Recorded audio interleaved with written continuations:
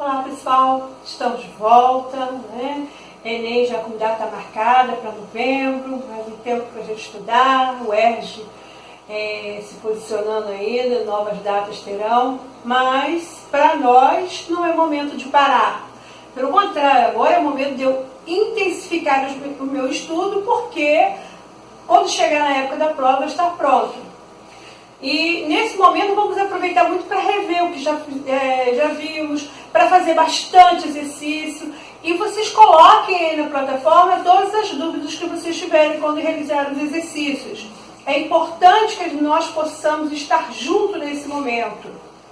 E estamos aqui prontos para auxiliar a vocês. Então utilize a plataforma, não desanima, é isso mesmo. É a luta para conseguir o sucesso. Nós hoje vamos trabalhar a questão dos gêneros literários na nossa parte de literatura. O que são os gêneros literários? Né? São estruturas dos vários textos que nós temos. Nós temos o gênero lírico, narrativo, dramático. Nós já andamos falando alguma coisa sobre isso. Hoje a gente vai fazer um apanhado mais amplo. Nós vamos começar a falar do gênero lírico. O lírico é constituído de obras escritas em versos, né? Quando se fala de lirismo. Mas hoje a gente tem sonetos, né? Tem poesias. E a característica do lírico está ligada à linguagem poética, né? Subjetiva, sentimental. O gênero normalmente em primeira pessoa, né? O autor vai passar ali os seus sentimentos, as suas emoções, sua visão do mundo. Isso se chama esse gênero lírico, onde a linguagem que você pode usar é muito metafórica, né? Você pode brincar com o uso das figuras quando você trabalha o gênero lírico. Ele te dá uma amplitude maior para você trabalhar com a linguagem, né? A licença poética, o eu poético, quando ele brinca com as palavras, ele brinca com os sentimentos, ele trabalha com o jogo de palavras. Isso é muito importante na hora que nós vamos analisar um texto, isso é muito importante na hora que nós vamos entender os vários períodos literários. A partir disso, a gente pensa o seguinte, nós vamos pensar no gênero épico. O gênero épico ele já vem com uma visão um pouco diferente.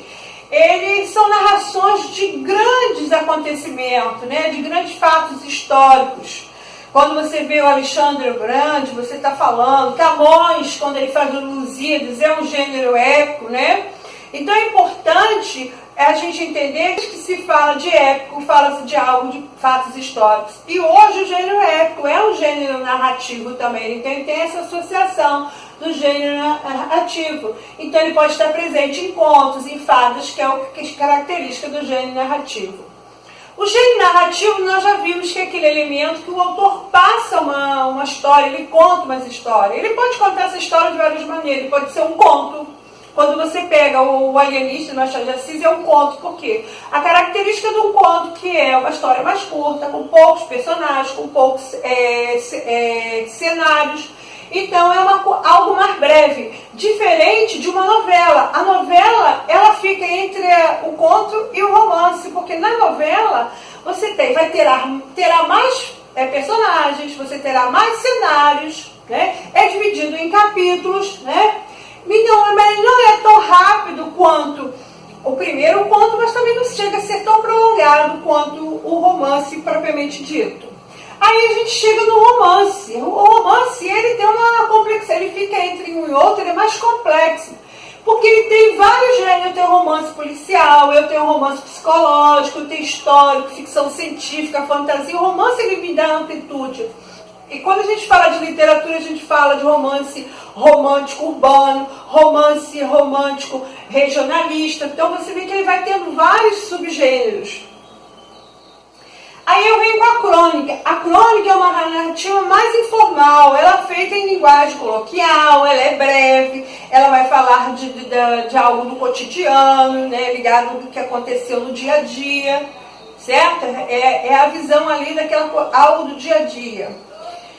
Mais adiante, nós vamos falar da fábula. A fábula é um texto narrativo que tem sempre um lado moral, né? Quem nunca ouviu falar das fábulas, né? Que traz uma lição moral, né? As fábulas de La Fontaine que traz uma lição moral. né? A raposa e a uva é uma fábula, ela traz uma lição moral dos personagens. Então, tudo que se fala de fábula, você está ligado a que é um contexto, é uma narrativa que tem uma lição moral.